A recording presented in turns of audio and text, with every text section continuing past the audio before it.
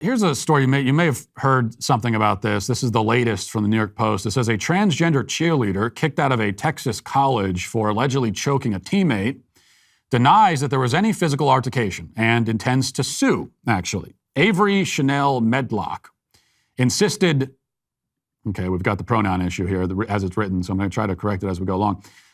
Avery Chanel Medlock, 25, insisted his side of the story wasn't heard before he was slapped with a $500 criminal citation and kicked off of the cheer team for allegedly assaulting another cheerleader on July 21st at Ranger College. Medlock told the Post there was no physical contact at all. I was just trying to talk it out as an adult. Medlock, whose legal name is Avery Chanel Satchel, claims that teammate Carly Jones got upset when she refused to buy her a vape. With the way the pronouns are switched around, this gets even more confusing. So who refused to buy who a vape? I don't even know now. Medlock later went to Carly's room to apologize, but an argument ensued rather than an assault as alleged. Medlock's teammate then called her father, who called the police. The athlete said that she was then escorted off of university grounds and booted from Ranger College cheer team. She as in he, the guy. Okay, it makes it impossible to understand anything, of course, when we're doing this pronoun thing. Messages seeking comment from Ranger College cheerleading coach Nicholas Turner and university officials were not immediately returned. Medlock says, if I would have assaulted her, I'd be in jail. And yet the police say that there was an assault.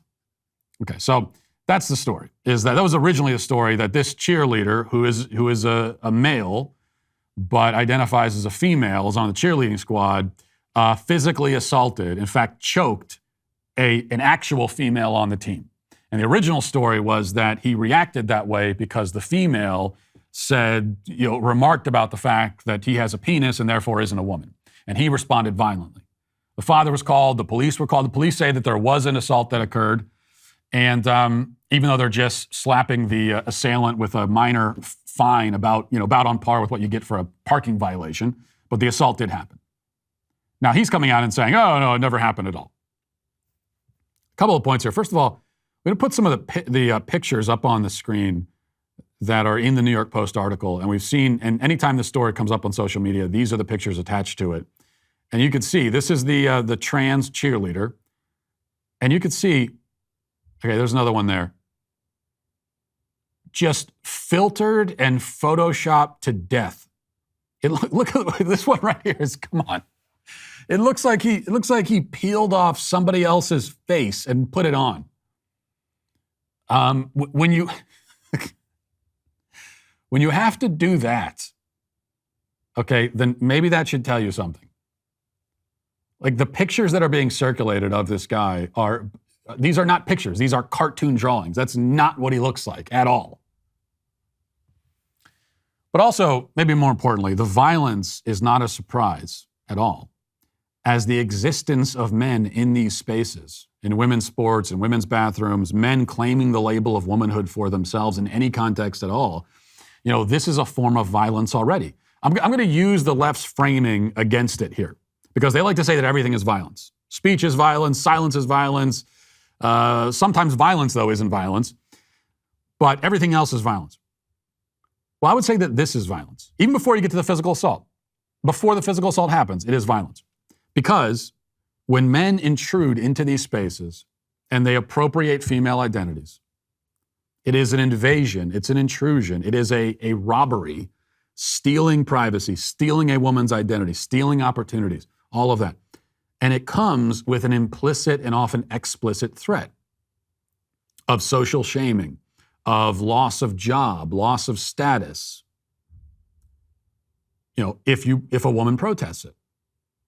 So when the man shows up, whether he says it out loud or not, and oftentimes he does say it out loud, but even if he doesn't, the implied threat to all of the women is that you better go along with this, you better let him into your spaces, you better sacrifice privacy on the altar of this man's ego. And if you don't, bad things are going to happen to you. So that is violence in and of itself. And so then it shouldn't be a surprise when you have this sort of implied threat that always accompanies the man as he enters into these female spaces, it shouldn't be a surprise when he actually lashes out violently. And in particular, because of the sense of entitlement that's encouraged. I mean, these guys have already been told by society, you can do whatever you want. The only thing that matters is your comfort level. The only thing that matters is how you feel. That's all that matters. That should be your number one, number two, 1 through 10 list of priorities. It's all about you. And so you put all those things together and you have a recipe for actual physical violence against women. So this is not a surprise at all. Well, I hope you enjoyed that clip from the Matt Walsh Show. If you did, be sure to subscribe to this YouTube channel and click the notification button to get more content like this. If you want to watch or listen to the full show, head to dailywire.com and subscribe today. You can also listen to my podcast on Spotify, Apple Podcasts, or wherever you get your podcasts.